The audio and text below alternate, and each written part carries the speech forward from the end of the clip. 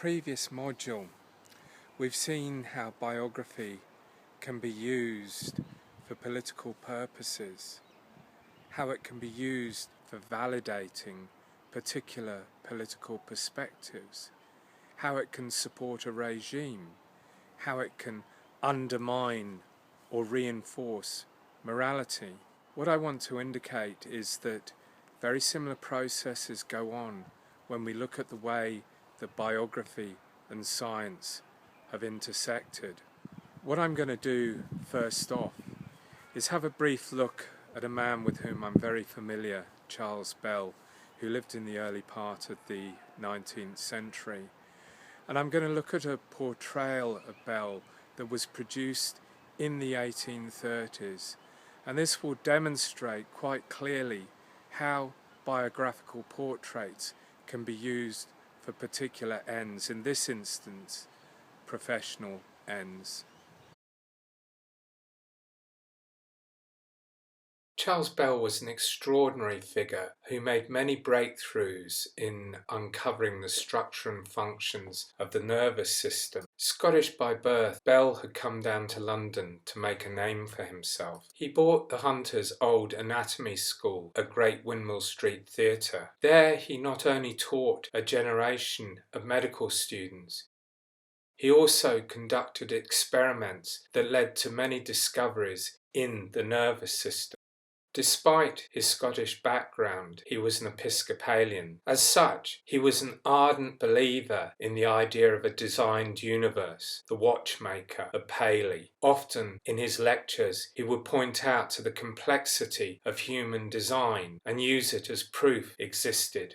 At that time, the medical elite was dominated that a god by individuals who believed the same sort of thing, and Bell fitted in really well with them.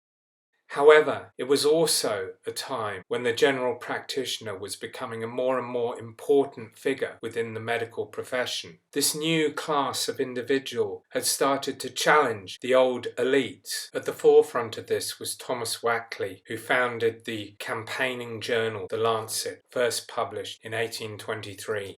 Figures of Bell's background became the principal target of Wackley's Lancet, but Bell himself seemed to be immune from these attacks because of the breakthroughs that he had made in science. Bell, the scientist, was held up as everything that was progressive about the dreams of the medical reformers. In 1833, Wackley published a memoir, or rather a short biography, of Bell's life. In it, he noted the trials and tribulations that Bell had faced and the magnitude of the discoveries that he had made. Wackley singled out as opponents to Bell's ideas the elite surgeons who Wackley had satirically named the Bats. "Will it be believed," Wackley wrote, "that the lecturing bats of this metropolis have omitted on almost all occasions to notice in terms of commendation the brilliant discoveries of this physiologist?" No matter that in reality Bell himself was one of those bats. Written in 1833, this memoir of Bell serves as a template for the way that scientists are often written about. It's not so much trying to uncover their real lives or make the real Charles Bell or whoever stand up, as to demonstrate issues around the progress of science and sometimes to challenge the nature of scientific practice, particularly when the individual has made a breakthrough that somehow has shifted a paradigm, a breakthrough that is often resisted by the more fuddy-duddy members of the profession. In this form of scientific biography, we see a hero standing up against the orthodoxies of the day, standing up against the political structures of the day, and eventually triumphing, often at great personal cost to themselves. The scientific biography is cut out of the mould of Carlyle's heroes. It is shaped from the very same cloth. It uses the same view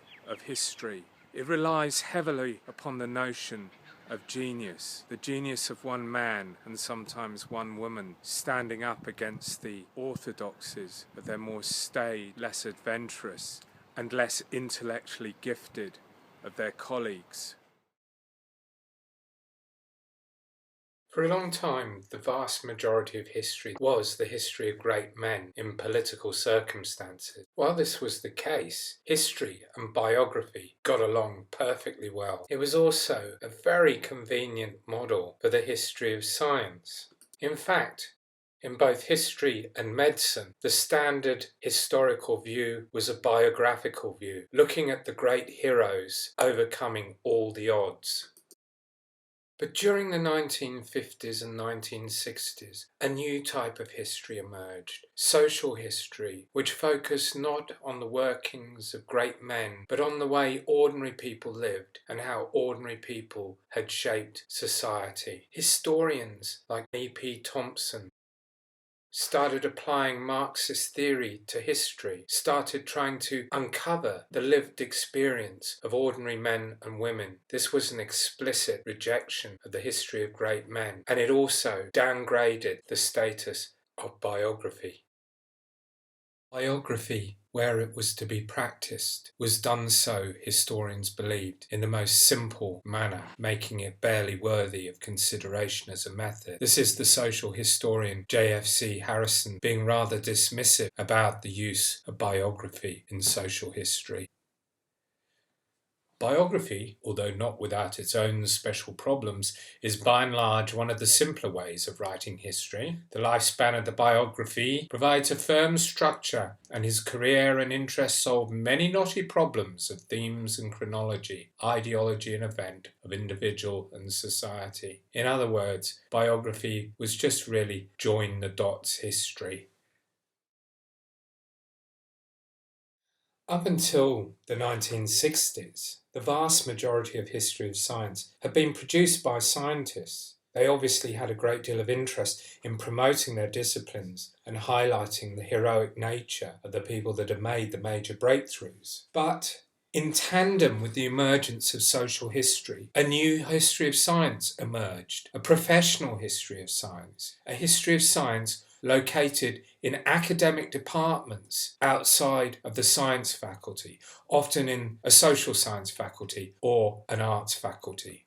Take, for example, the case of Francis Bacon, an individual who was once worshipped as the founder of modern science, the individual who came up with the methodology that underwrote the development of scientific knowledge. We'd always assumed that this was because Bacon was a pretty smart fella, that he had come up with these ideas, maybe standing on the shoulders of giants, but pretty much off his own bat. He's an original, a one of a kind. Part of the new movement in science studies involved the sociology of scientific knowledge, or social construction as it became known. As we will see, this involved the radical reappraisal of the lives of the scientific greats, and the example that I want to look at here is that of Francis Bacon himself. Social construction as it emerged in the 1970s put forward the idea that knowledge was a direct product of social relations and circumstances. And we can see this in the essay that Paige Dubois wrote about Francis Bacon, emotively entitled Subjective Bodies, Science and the State, Francis Bacon, Torturer. Yes, it pretty much says what it's going to do in the title. Now we know that Francis Bacon wasn't just a thinker about science, the man who produced the work, the great instauration that did so much to reformulate the scientific method. Bacon also happened to be the Lord Chancellor of England.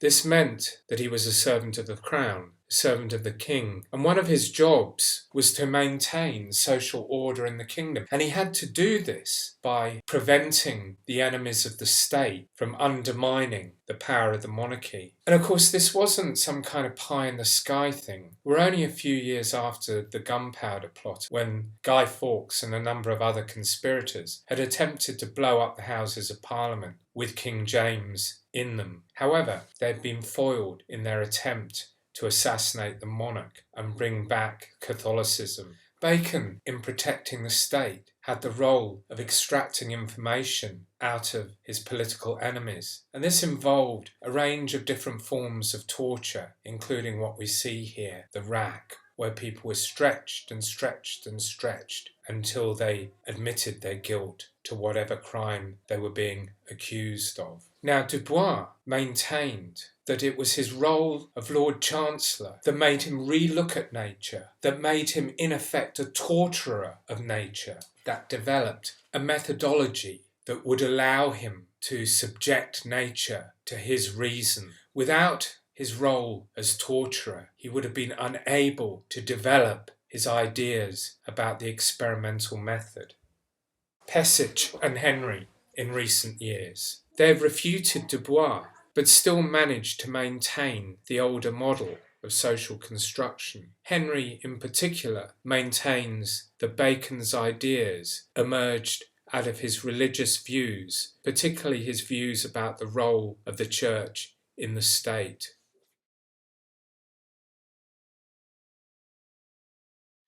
Ironically, the new history allowed for the revitalising of biography. It provided the opportunity to demonstrate how scientific discoverers were shaped by the forces of their time. No longer would they be regarded as lone geniuses operating on another planet. Now they would be the highly effective synthesizers of the forces, the tenor of their times.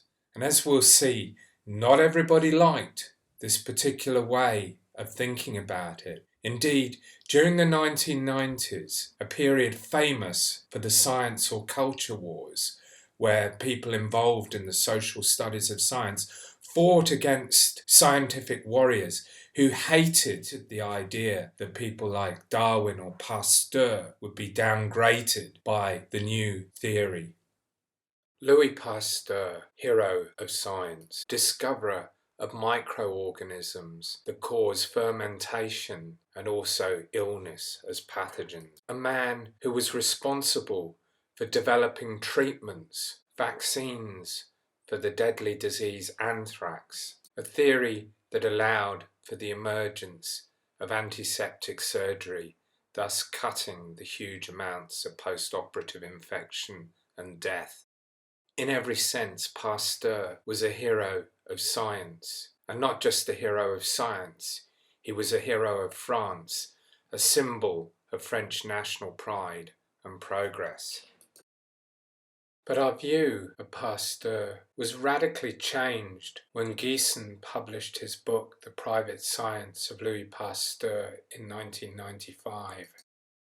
It wasn't that Giessen did not think that Pasteur was a great scientist. Not at all. He was quite clearly in admiration of Pasteur's work. To be sure, he revealed that at times Pasteur had to work incredibly hard to prove what it was that he wanted to prove. His experiments had to be tweaked and tuned until the right results were delivered. But one of the really big revelations was the correlation between Pasteur's private religious views and his attempt to demonstrate that processes like fermentation were not driven by spontaneous generation. Spontaneous generation was the idea that matter could be created out of nothing, spontaneously, without the need for any creator. This ran contrary to Pasteur's deep Catholic beliefs. Spontaneous generation negated the need for God. So Pasteur set out to prove that spontaneous generation did not occur. And this was the basis of his attempts to demonstrate small microorganisms that were integral to the process of fermentation and further acted as pathogens in the case of infectious diseases. As a historian of science, steeped in the methods of the history of science, its new epistemology that had emerged during the 1960s and 1970s, this was Giessen's stock in trade. There seemed nothing particularly radical from his perspective in suggesting that there had been social, or in this instance, religious pressures that had shaped the research that Pasteur had undertaken. Neither was there anything radical in him suggesting that somehow he went out looking for what he eventually found. But the 1990s were a time when people in science studies, and historians of science, historians of medicine, seemed to be in a permanent state of warfare with scientists themselves, who thought that the kind of views put forward by Geeson and many other people were relativist, undermined the basic methodology and ideas behind science. A book like The Private Science of Louis Pasteur was deeply threatening to individuals like Max Perutz. Perutz was one of the foremost molecular biologists of his day, a Nobel Prize winner in 1962 for his work on the structure of hemoglobin. The prestigious New York Review of Books asked Perutz to review Geeson's work. The result was not pretty. This gives a flavour of Perutz's deeply held views and how upset Geeson's work had made him. Toppling great men from their pedestals, sometimes on the slenderest of evidence, has become a fashionable and lucrative industry, and a safe one, since they cannot sue because they are dead. Geeson is in good company, but he, rather than Pasteur, seems to me guilty of unethical and unsavoury conduct when he burrows through Pasteur's notebooks for scraps of supposed wrongdoing and then inflates these out of all proportion in order to drag Pasteur down. In fact, his evidence is contrived and does not survive scientific examination. Pasteur would not be alone in being reassessed by a new generation of biographers using the tools of the social studies of science and the history of science. Darwin, too, would be on the receiving end of treatment by revisionist biographers, and we'll turn to this in the next module.